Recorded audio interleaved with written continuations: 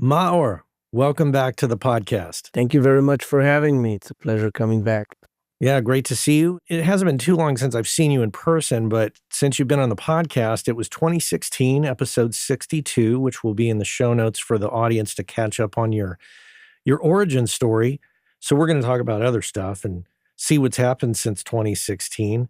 Give us what I would call the state of the state for yourself in terms of where are things at today? Where are you at? What's going on with your life? Well, it's been a while, as they say, since our last podcast. So a lot of things have changed and some stayed the same.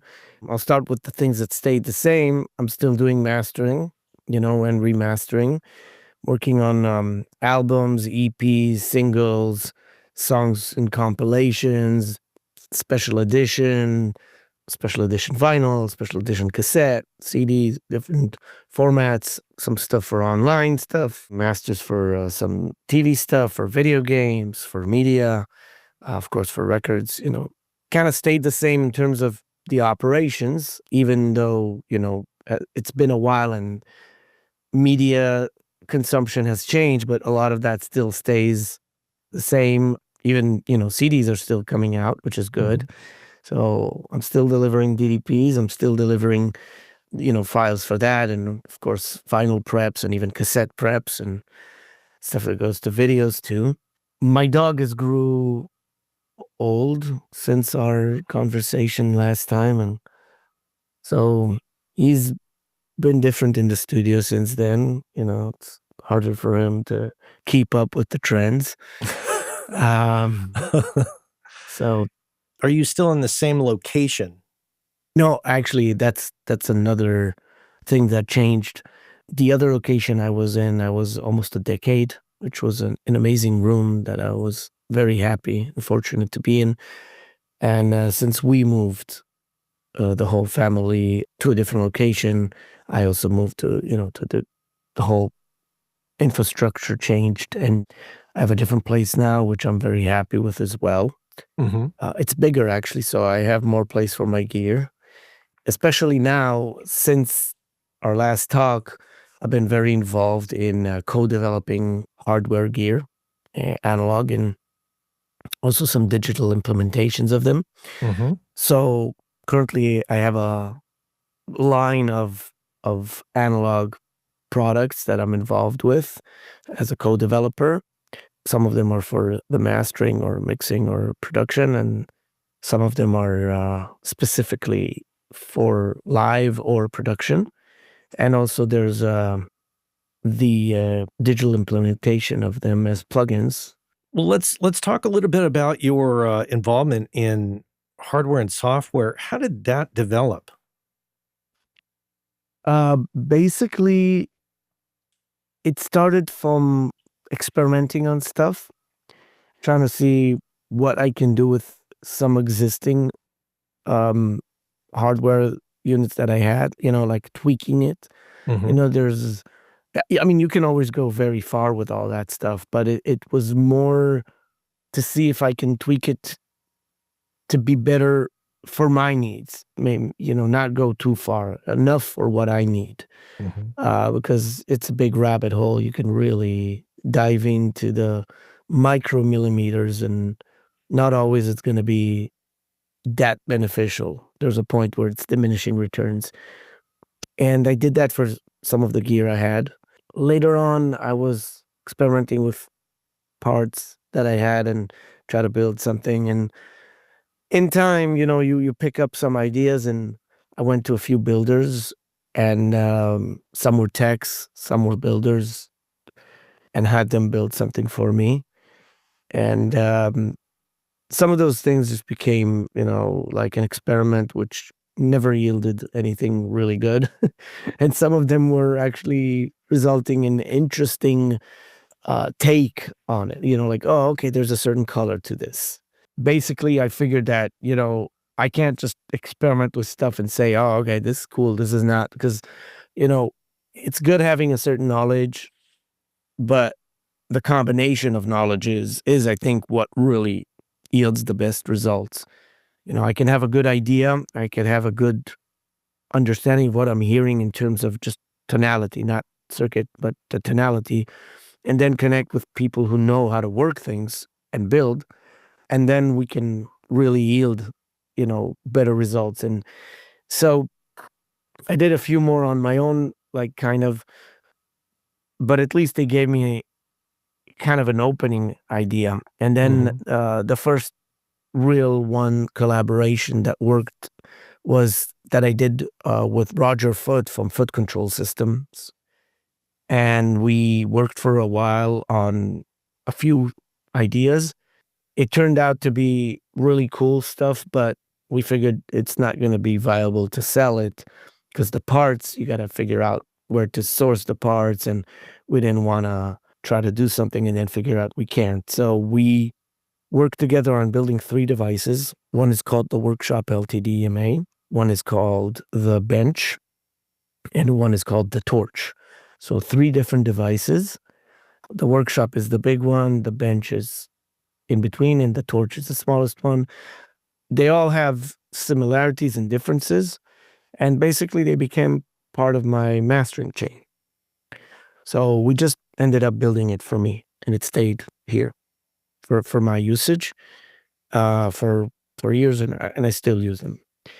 Later on, I connected with Chris from Handy Amps, Chris Henderson. We just, became friends, and I own a Michelangelo, and we made some mods on that.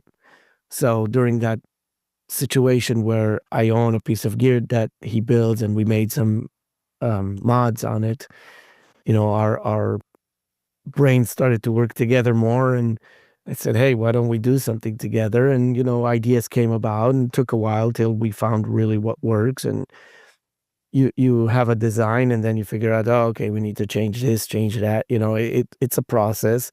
And then after a while, we came up with what became the oven. The oven became a really good tool, which I'm really proud of. And we're both really happy with the results, and said, okay, well, we're doing this. Why don't we develop another thing? And it then became the stove. And then it became, and the stove had a different sound and different functions. And then, well, okay, if we're here while we're at it, okay, then we designed another unit. And then it was like, why don't we do something for the live industry? Okay, and then became the cooker. And after the cooker became the grill. And all 4 of these, the oven, the stove, the cooker, the grill, they're stereo processing units. Each one has different sounds and functions. Some have similarities and differences. Some are totally different. And then we brought in also 2 preamps, the steamer and the roaster. Steamer is a dual channel stereo preamp, or dual mono, and the roaster is a mono channel strip, full channel strip with optical compressor, EQ, tube saturation, and different functions, DI and all that, plus a 1-watt tube power amplifier that you can connect to a 50-watt speaker if you want, and that preamp becomes a guitar head. So, and we're working on other stuff too. And then Brainworks and Plugin Alliance offered us a great deal in terms of to emulation and modeled hardware, and we did a plugin with them, and the plugin sounds really, really good. To answer most people's question without you asking how close it is to the unit, I would say it's about 50% there, which is quite a lot because this is a very difficult unit to model and emulate. So getting about 50%, that's very, very good, and it sounds really good. Was that a difficult process to port that hardware sound over to the plugin, and how involved were you with that aspect of it? It was very complex, difficult basically to do this emulation because there's no other pre-works of this in terms of like modeling or other audio products that were legacy for years like this. It's not like a Neve or SSL, API, Trident. You only have this to work with. You can't go back and look at other products that were there before that are similar, or other plugins that we're trying to emulate it and see how your competing with, or, how close you are to them or better. It's one of those things that you had to go a lot of back and forth, and we were quite involved in the process, because we know how it sounds. We have the prototypes, and we know also which features work better or not, you know, in the software implementation. And we did make some changes. Some stuff we took out, some stuff we actually put in that don't exist, and of course, making them all work for the benefit of the user. Because in hardware, you're in an ecosystem of other gear involved, conversion levels, all that. Where in the box, you're really not limited. You can really do a lot of stuff, and you want to adjust it so you can hit the market in terms of flexibility. So, so it's not as dependent as an analog chain. I think the question that comes up for me in doing something like this is, how do you find the time to put the effort into something like that? Because that takes a lot of like critical listening, a lot of time to just focus exclusively on that while still maintaining a full-on mastering business. And a family. I got 2 and kids. And a family, too. Right. No doubt. And a dog. Right. You know what? It's a good question. I love what I do. I think there's a time in life where things replace things, and also the opposite. You might be doing a lot of things all your life, and then you're changing that and going for a different direction. Today, for me, doing these things is my way of being creative. Where, like for a producer or a musician, writing songs is being creative. And, just like a musician will have shows and recordings and writings and whatever, it becomes part of that. Or a producer producing other bands and then mixing, or just producing or working on his own music. You make the time, and everything's a sacrifice. Let's face it. I mean, you're not going to get more time doing something without losing time on the other thing. And at the end of the day, that's a legacy you leave with. And I think especially nowadays, if you look at the big picture, to survive in this industry, doing what you love doing, if you don't put enough effort, you're not going to be making as enough to pay the bills, especially if you live in a place like California, right? Which, let's face it, is a very high-priced state. And I live in the Los Angeles County, very expensive as well. And it's an expensive business anyway. I mean, gear is not cheap, especially if you work with hardware. I think it's just it's a matter of choice, and you're always going to neglect something. The question is if you're sorry about it or not. And having a family, sometimes you're like, I should have spent more time and all that. But at the same time, my family reaps the rewards of what I'm doing. The fact that I'm keeping busy and working and being a provider helps them.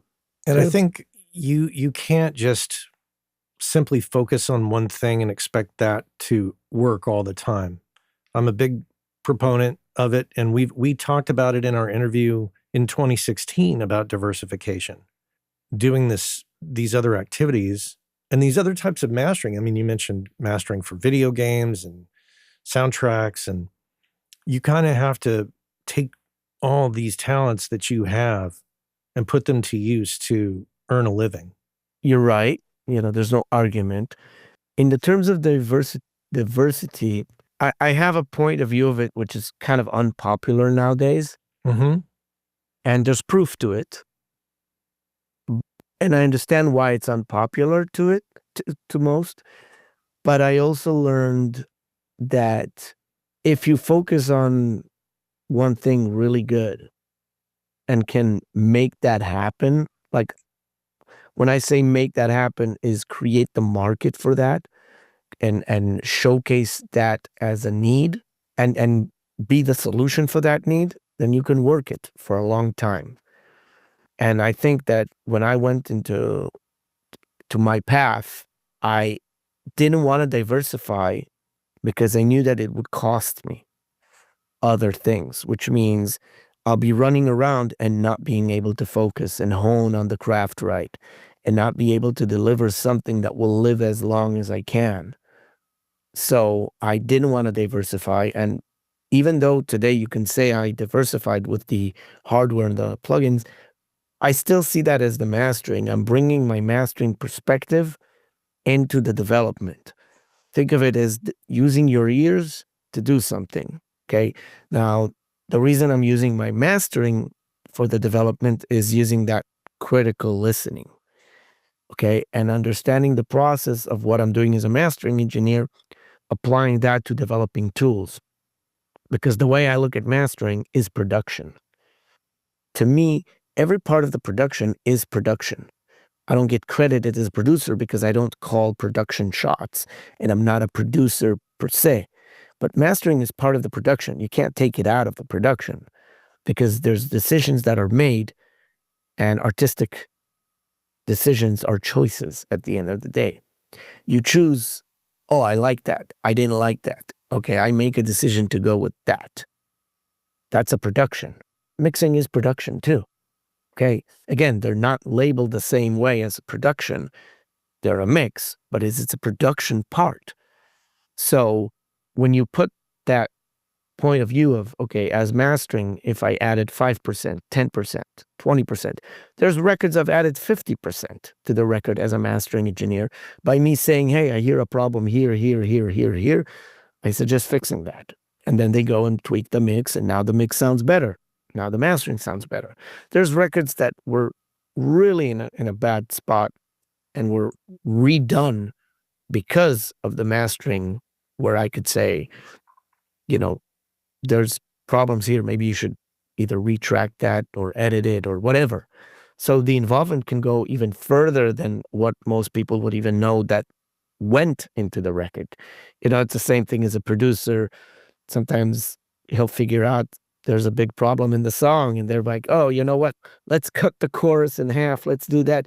Now he changed the whole song, but now the song works, right?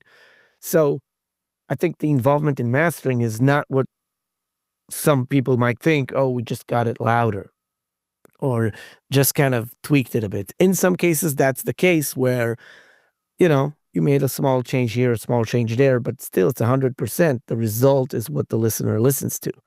And if you help tweak that and make it better, there's 100% involvement in you, from you to the project. Do you ever get pushback from the mix engineers when you suggest changes to the mix to make the overall thing better? It depends, because there are times where the mixer will say, yeah, no problem, I can do that. And they'll go for it. Sometimes they'll say, well, I'm limited with this and this because it's stems that I have. So I can maybe just raise up the volume of the, level of the vocals or something. And there are times they'll say, no, we can't get back to it. We don't have the session, or I can't book the room if it's on a console or, yeah, I mean, and there are times where the person says, no, I want to keep it as is. And then you just work with it as is, you try your best. To me, it's a dynamic situation, and it's really about being communicative. The result is a product of everybody's putting their effort into it. If someone doesn't want, then that's what's going to affect the result. Now, that being said, he might be right. Okay. And that's how the song needs to feel. And in that case, you do what you do and hope for the best. I'm not precious about it has to be this way or it has to be that way. There's a lot of aesthetics. There's a lot of subgenres to the genres. One genre doesn't always say that this is how it should be.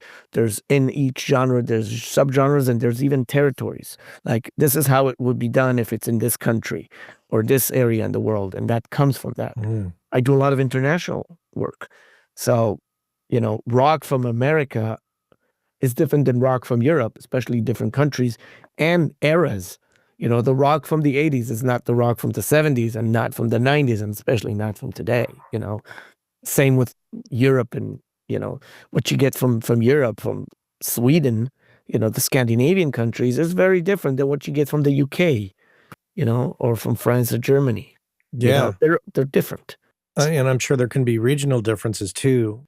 If you get into music that is got a tradition that's deeply rooted in the culture, to do it outside of, use outside the box thinking with that, it probably doesn't fly because it's going to stand out too much. If it's just like in mixing, if you're trying to do your mix in a way that's Americanized for something that comes from South America, people don't like that when you deviate too far from the norm of that particular type of music. That's true, but there are also times where you actually get hired to bring the music to that place. You can look at the 80s for a good example. A lot of bands from Europe came to America to do records because they wanted to penetrate the American market. And that can happen too. You can work with a band from Scandinavia, for example, and they want to get more radio in America. And so they don't want to change. They want to get their own sound and music, but they also might want to get the sound to, maybe the low end. They want it a bit more like the American low end, where the European low end is a bit more tight and has a different attack to it, where the American low end is a bit more big, round. There are different approaches. There's countries where the accent is very important, and they want a certain mid-range in the vocals because it emphasizes certain words, because different languages have a different tone. English doesn't sound like French, not just because the words are different, but the articulation is different. Same with German, Japanese, Chinese, Hebrew, Italian, Spanish. Every language has a certain tonality to it because the letters are pronounced in a certain way. Some will be smoother as they go between, as you transition between a word to another word. And in some languages, it's very cut. Like you can actually hear the word end, like, the transient end, So that's a sound too. What is the ideal scenario for you with a mix engineer when they deliver? What makes a great working relationship and a good final product for you, a good final album when somebody sends you something? I think the first thing for real, like this is like the real make a difference, is communication. When you work with someone and both sides want to communicate, like there's a difference between you get an email from a mixer saying, "Hey bro, what's up?" All that, all is well. If you need anything, reach out to me. And when you reach out to them, they don't care. They just wrote that in the email to be nice, to because it's CC'd to a bunch of A&Rs, right? Right. To me, communication is every side wants to make sure it's really good and they're open. It doesn't mean they have to agree with you or anything, but at least being open for the conversation, And another thing is being open to submit the stuff in a way that's easy to work with. Like, for example, I know this will sound stupid to some people, but labeling the files good is a great way of making things work. The only thing I ask from people is, please label it artist name dash song title dash mix. And if you have another version that you send to your client, like the loud version, send that too in the same format, and just label it loud or master or whatever you want to call it, or reference. But do send it and label it right. You know how many times I get a file 1.56 G58 raw? Well, what is that? Oh, that's the file. Can you label it? What do you mean label it? Like, I don't know who it is, and I download. I get a bunch of files. How do I know who's what? Who is who? Yeah. I mean, like, come on. That's very simple, and people don't do that a lot of times. That's the beginning. You can do a great mix, but guess what? It can get lost just because you didn't label it right. Do you like to see people put this bit depth and the sample rate in there? If they want to do that, that's fine. I usually check just to make sure what it is. There are times where they put the bit depth and sample rate and it's wrong. Yeah, so that's why I never rely on what's written. Because I've seen them put, 2448. I bring it in, it's 44-1. Okay, it happens. I don't require them to write that. If they want, great, but I'm always going to check anyway. Because, again, things happen. I usually like, if I get a folder, I like it labeled right. I've had times where I would get a file and the artist would get a different file and they don't know it. Yes, it happens a ton. Why? Because the engineer finishes the mix and he says to the assistant, make it louder and send it to the client. The client sends me the file. It's the wrong file. They're labeled the same. The same labeling on both files, but I get the wrong file because they're mislabeled. And then because the assistant put different plugins to make it louder and brighter and whatever, the client hears a different mix. And it's not even closely remote to the mix I got. One of the things that I try to do when mixing is to send out to the mastering engineer to send the unlimited, kind of free of dynamics on the stereo bus. But then I like to also send them a reference to say, this is what the client's been listening to that's a little hyped up, just so you know. That's the basics I ask. Like I the first thing I ask is when I get a file, and I just did that today. I was texting my client. I was like, did you make a loud version for your client to listen to? In this case, he wrote no. But there's a bunch of times, nowadays it's probably 80% of them at least, that they do. And I'm like, that's fine. Just send that to me because I want to hear it. I want to know what they're listening to. And they'll send me, and I just say label it loud or reference. So I don't get mixed up, and they don't get mixed up. And I also find that it's a good idea to also send screenshots of the processing. Because, for example, if the client heard something really bright and I don't hear that in the mix, I was like, oh, why is that? I look at the screenshot, I see they put an EQ and boosted 20 dB on 20 kilohertz, right? Mm-hmm. Okay, so at least I know why I am hearing that. And it's not a complicated process to just do screenshot and send. And it really helps because in a lot of cases, I want to decipher what I'm hearing. And you'd be surprised. Sometimes the loud versions they're hearing could be even like an AI wizard, whatever it's called, where they just run it and it analyzes and then it gives a totally different sound. And the client is used. It's like a demotitis. That thing even happens in mastering. They're used to the version the client hyped ref. And I just need to know why. I've talked to some other folks about this, about trying to deal with the fact that ozone was put on, and that sound the client gets used to that. And it's okay. If that's the way you want to work, no problem. But please supply me that version so I can hear it. And if you can supply me the screenshots, at least I will know what they're hearing and not figure out there's a mistake. Because, sometimes what happens, and especially nowadays when you do offline bouncing, it's really easy to mess up a mix because of automation problem that you don't hear in an offline bounce. Mm-hmm. And the first thing when I'll get a mix like that, you have a verse like this and a chorus like this, or something like weird, I would reach out to the mixer and say, did you by any chance do offline bouncing? And the first thing they'll say, yes, but that's how I work always. I'm like, yeah, that's fine. I just wanted to make sure. I think there's an error. There's a problem in the print. Oh, what is it? Well, I think something happened with the automation, and the reason they don't hear it's because it's an offline bounce. So they don't hear that, right? So those things can happen. And that's why when I know what's the ref version and the screenshots, it just helps you figure out, oh, I got the wrong file. Let me check. Okay, they go check. Oh, sorry, I sent you the wrong file. It accidentally, a lot of that work is deciphering. It's like, I find that frustrating because it tells a story of engineers that are just rushing it out the door and not paying attention. I get it. Mastering is the last stop in the production process, but it's just people not doing their job, I feel. I hate to say it, but you'd be surprised how many professionals do it.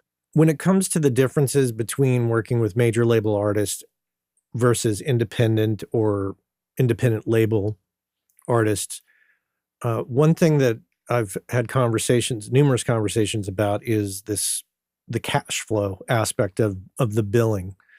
What I love about working with independent artists is you get paid at the end. Labels are a different story. The 90 days, sometimes 120. Oh, the accountant got fired. Yeah, sorry, we didn't pay you for 6 months. We'll look into that. Do you have a philosophy about that, or an opinion, I should ask? Oh, definitely. A lot of it has to do with how you're communicating from the first time you get the project. I like to have the administrative side behind me. When I say behind me is like, let's work, but I like to get everything beforehand. It's like a statement, okay? If you come with the statement up front, there's less questions after. When I work with independent artists, even independent artists today, some of them have leverage, because they were legacy artists, and now they're independent, and now they can say, well, we pay every this or this or that. And even independent artists today have management, you know, we pay every 4 months, that can happen. It's not unheard of. Today's indie is yesterday's major. We can't just, back in the day when you said, oh, I'm working on an indie project, it would sound like you're down, like something is downplaying there. It's like, oh, it's just an indie artist. No, today's indie artists have terms just like majors. The only difference is which one you fall on, because some of those you can actually negotiate with and say, no, I like to have it up front. And some you can't. I've had times where managements of indie artists will say, oh, we pay every this and that, and I had to tell them, well, this is my terms. I had this indie project come in, but apparently it was under a management that was managing major stuff and indie stuff. So they were pulling me the major things like, well, you can't ask for that and that and that. You're not a platinum mastering engineer or whatever, So I was like, okay, I didn't want to try to, do a pissing contest here, right? So I'd look, this is what I charge. And anyway, I'm giving the artist an indie rate. And I'm not trying to do anything like play a game, but I don't think even you've checked what I've done that like that you're actually stating that. And I did stuff that went platinum. And I threw that like in the end, you know, later on he comes back to me, hey man, the master sounds great. And wow, you've done these bands. Wow, I didn't know you've done that and that and that. Okay, well, we don't have to get to these places where we have to like showcase our accolades and, to get leverage. Mm-hmm. It's rare I get to these situations because in most cases, when I talk to someone, I just say, hey, this is my indie rate. I do like to get paid up front in full. Some work differently and get half-half, there's different ways of working it, or you can just get paid by delivery. But I learned that if you don't put the things up front in the beginning stage, you're going to get stuck with more problems. And sometimes people won't work with you because of that. And you know what? Maybe it's not that bad. Okay? Because at the end of the day, I have 2 kids to feed.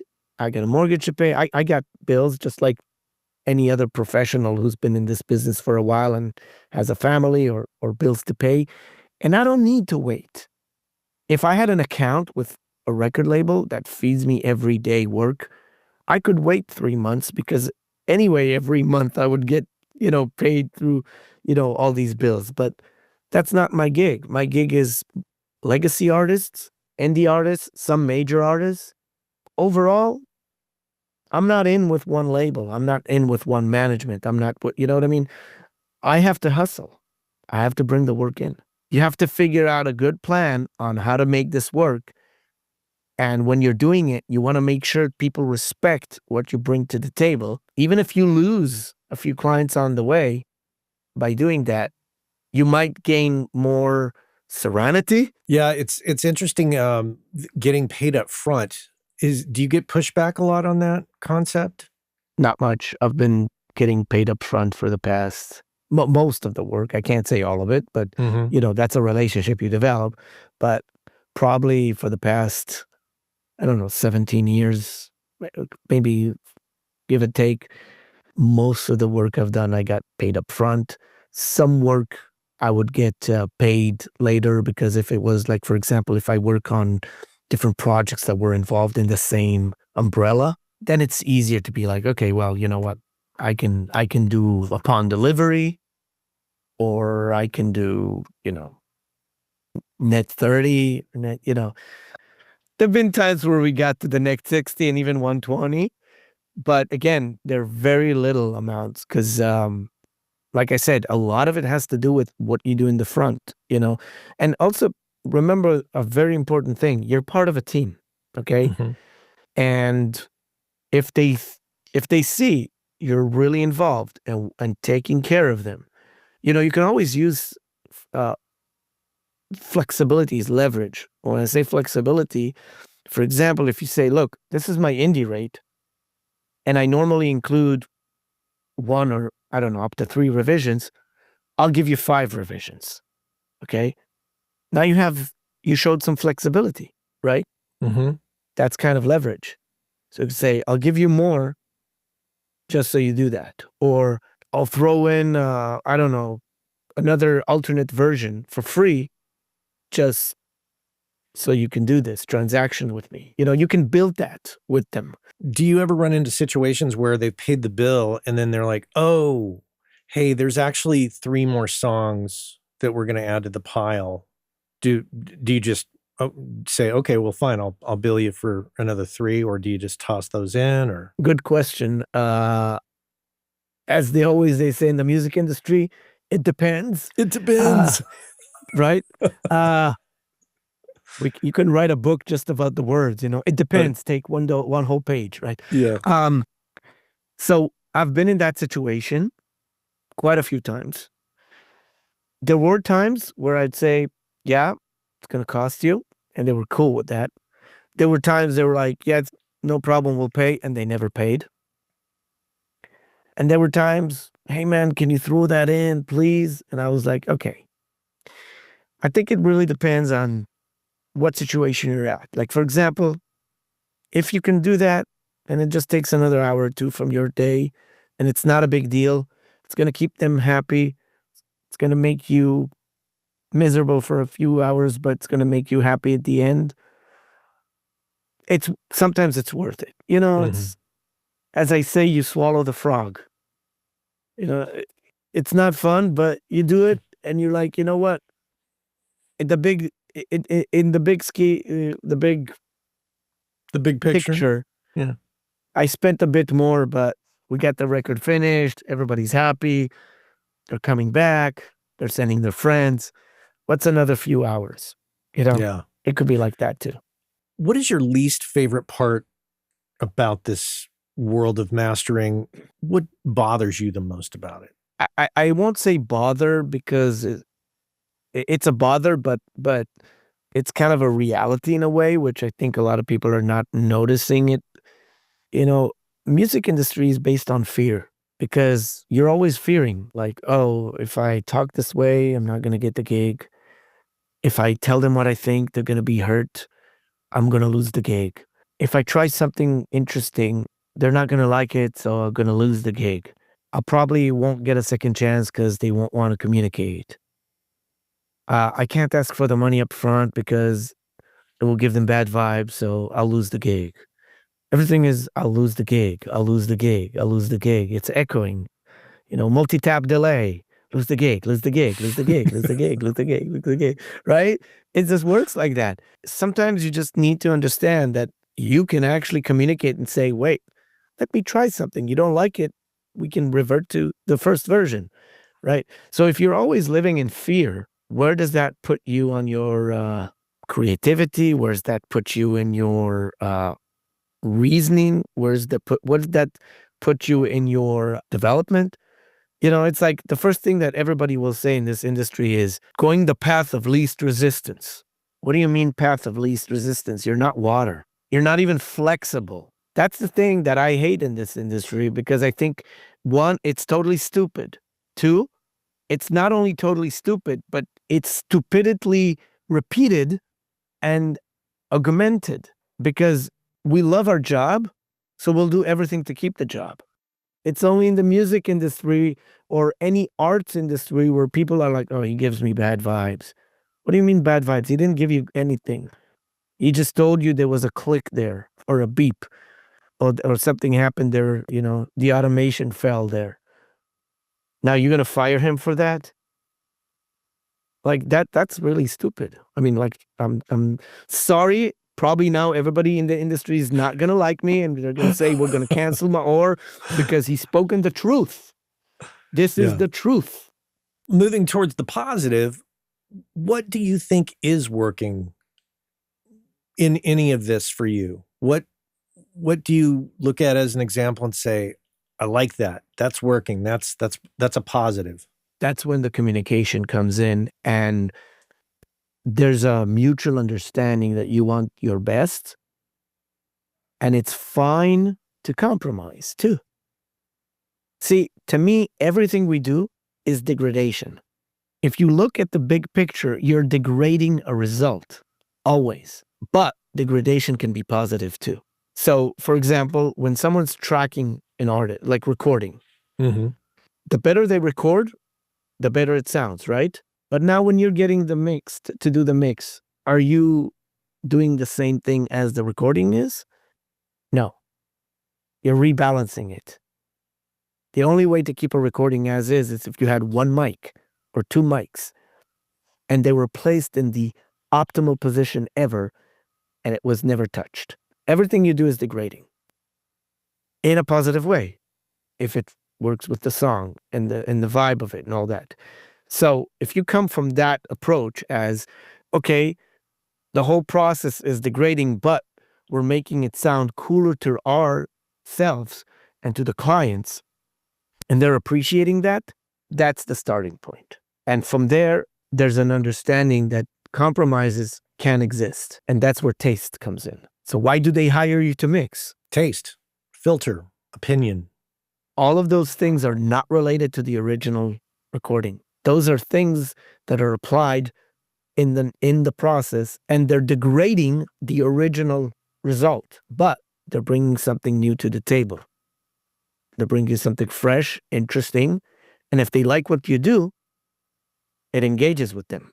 And that's where the communication is.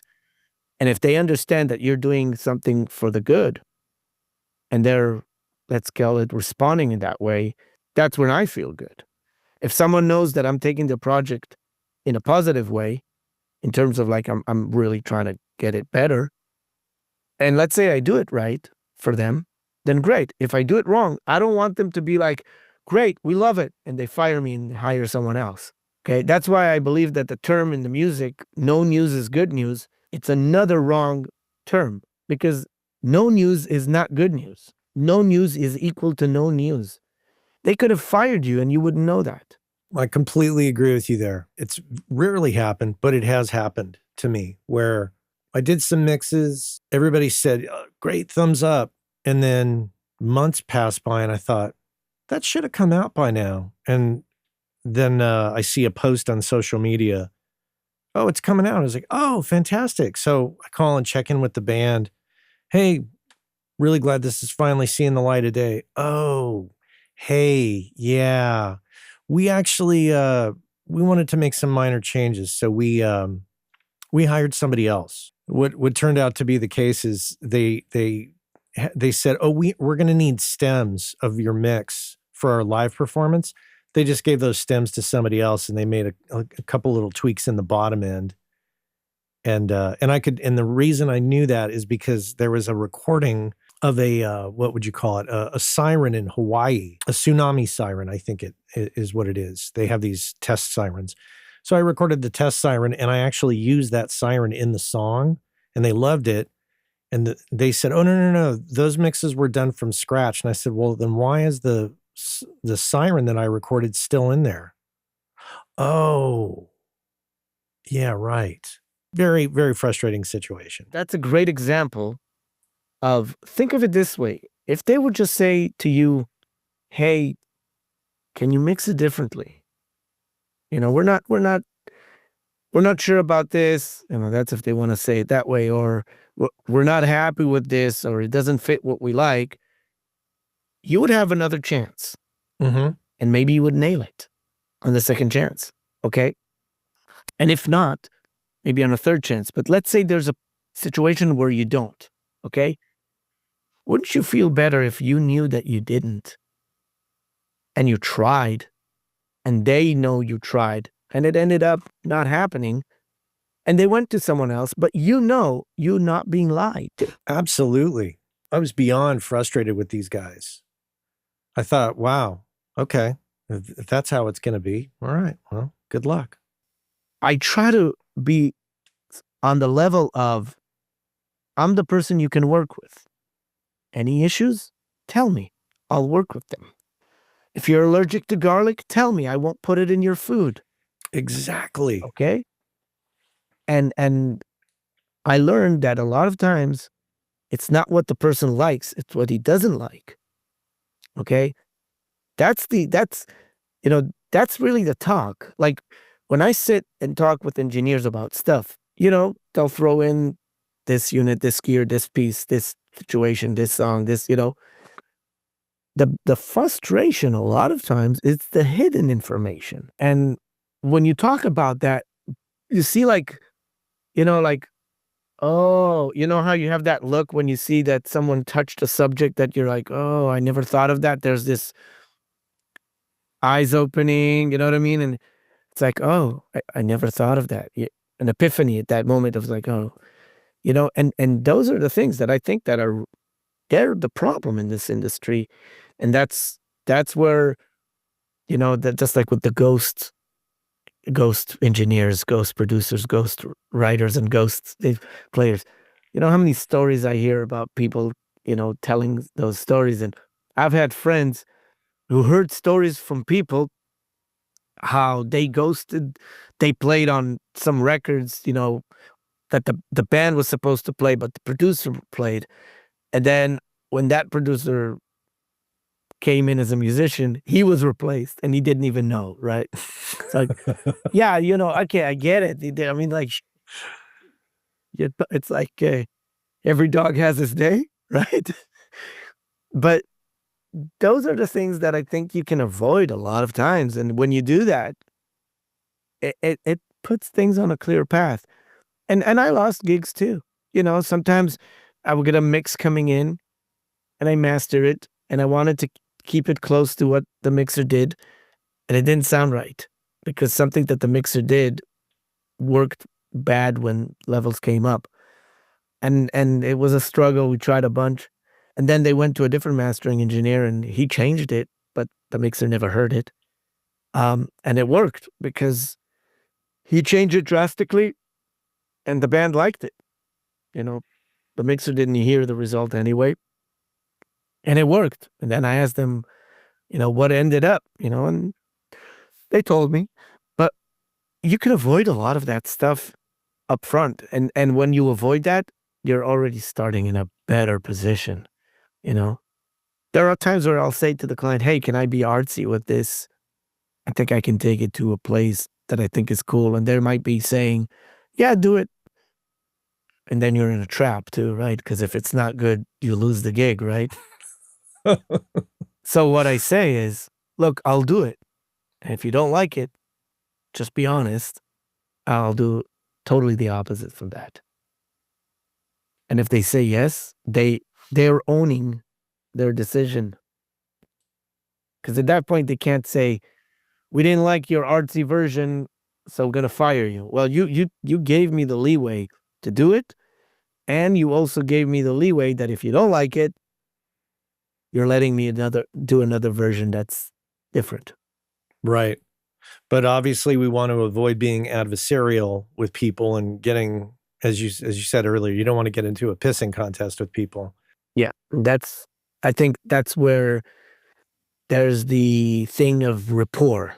I had one time a situation where I was amazed in a bad way. I had worked with a guy for a while, and then a band came in with him, and I give an opinion on the mix. And I was assuming that he was open to that because the client was not the mixer, it was the artist. They paid me and they were the one calling the shots.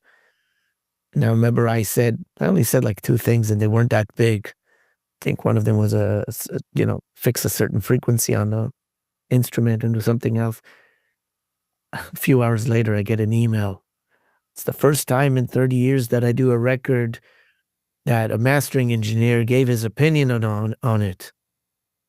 You should just take the project as is and just do it. You don't know what was involved before. And okay, I get it. But I was not hired by you. I was hired by the client. And the client is the producer too.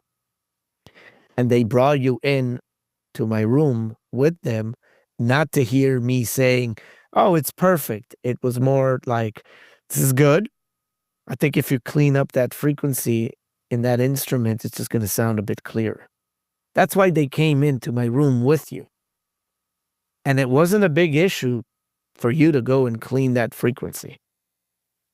Let's face it. It would avoid me having to cut that frequency and ruining your kick and bass and whatever. We're both somewhat older, but some people older than us have come from a time in the industry where the roles were slightly different. The technology was different, and they're not used to things being outside of that way of doing things. I agree with you. There's habits. I remember I'll give you a really easy example, and this is really weird why people would make an issue out of it. I remember I got files from this engineer, and it said on it master. Like song master. And I know from back in the day, that's how we'd call a mix, right? The master mix. But those were on tapes or DATs. So they were never on the computer as master. So I called him and I said, just to make sure I have the right files, are those mixes? Yes. Oh, because it says master on it. Yeah, that's how I labeled my files. I'm like, okay, that's fine. At least I know that that's how you label your files.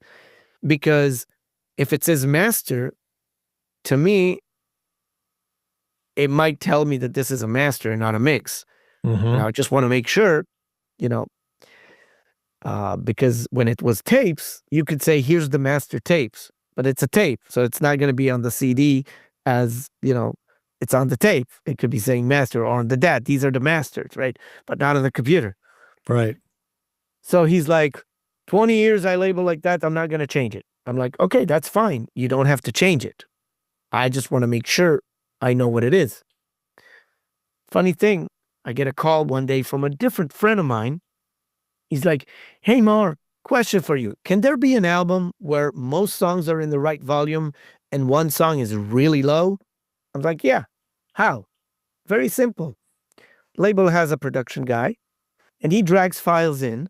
And if a file says master and it's actually a mix, then he would think it's a master. Calls me back 2 days after. He's like, Maor, amazing how you figured that out. That's what happened. I was like, oh, it's very simple. If the labeling is equal, then the mistake is going to be there too. And basically what happened is the production manager, or whatever it's called in the label, product manager, he got files from different engineers or from the same, whoever it was, and he was just dragging. It says master on it. Okay, that's the one for the CD. It doesn't say mix, right? And then the other says master. Okay, so how would you know what's master and what's not master if it's all labeled master? Everything you're saying comes down to communication, which has come up numerous times during our conversation today. And it's just truly amazing. People's ways of operating can sabotage communication. It's absolutely critical that we pay attention to the communication. Definitely. And I'll tell you how I look at it. I think we went back in time. And I'll tell you why I think. We have today all the biggest technology in the world for us to speak, video, type. Everything we need to do, we can do easily. Yet, the fastest way communicating with me is emails. Like what? I have to do smoke signals to get the message through. I need you now for something. Yeah. Send me. I had a situation. I'm sorry if we became this whole conversation about this, but this is the biggest joke in this industry for real. Like, you can blame everything else, but these are the biggest jokes.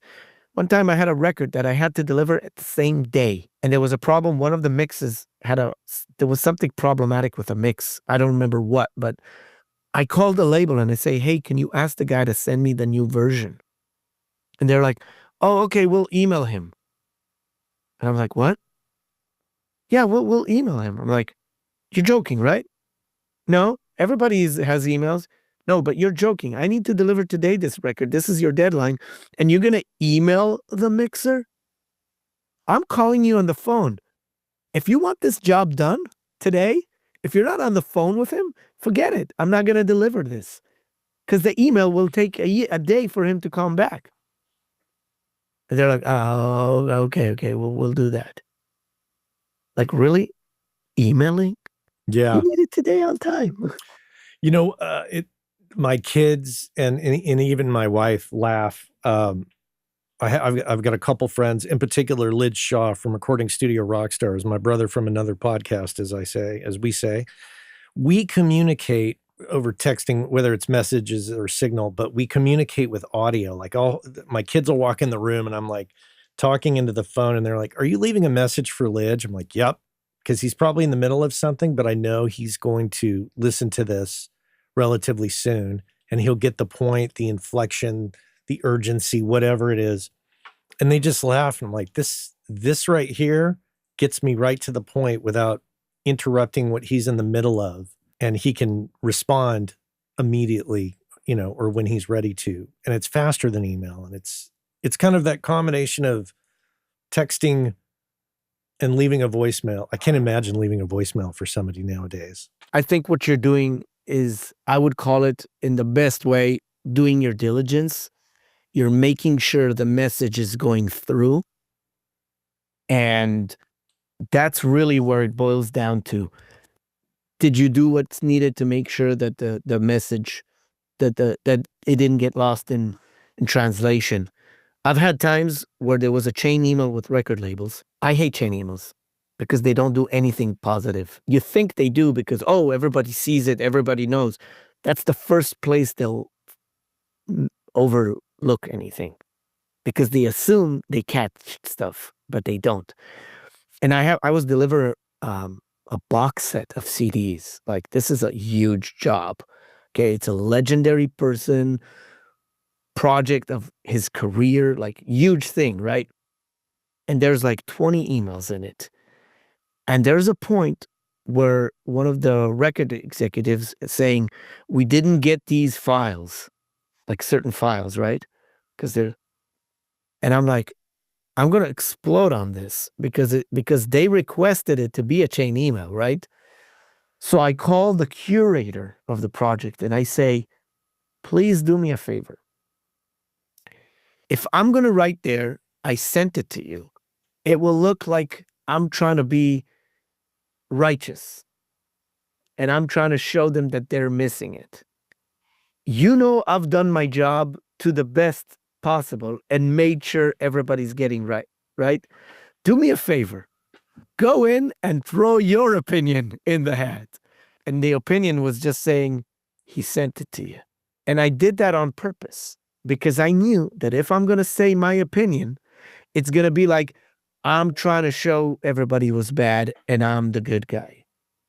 The curator knew how hard I worked on this project. So I asked him to chime in. He went in and he just got super angry at them and saying, you guys are not following your protocol. You guys are not going by what you guys requested. You guys are not even following that. He sent you all the stuff needed. And like, he just like, balls to the wall went in. And that's what was needed. Yeah. And I said to him, thank you very much. And he says, they're throwing their problems on you and you did everything you should have done. And then some, and extra. And I don't want to see people like getting abused by that. Yeah. So yeah, again, we started about this, communication. And I'm sorry that I'm repeating this, but guess what? It's a vicious cycle. And as we said, absolutely critical communication. Yeah. And it doesn't matter how professional you are. Like really, literally, that's why I told you before with the offline bouncing. Mm-hmm. I got some stuff from top people whose legacy is so huge you would never expect them to miss a beat. Like when I say miss a beat, like make a small mistake. And they don't like being called out for that, but you know what? It happens. Egos. Well, Maor, it's great to see you. And it's great to talk to you. This has been really great. You've hit on some great points that I really think the audience will appreciate, and I certainly appreciate it. For the audience, links will be in the show notes as usual. Social media, websites, past episodes, past episode in this particular case. So great to see you. Like I said, I'll see you. I'm sure I'll bump into you at NAMM. Yeah, I'm gonna be there. I'm doing a lecture on Thursday, and then I'm gonna be, going around some booth appearances and all that. So we'll probably meet up. I'll bump into you in the lanes of NAMM and say hello. But great to see you, and thanks again for making the time for me. You're welcome. It's my pleasure. Thank you.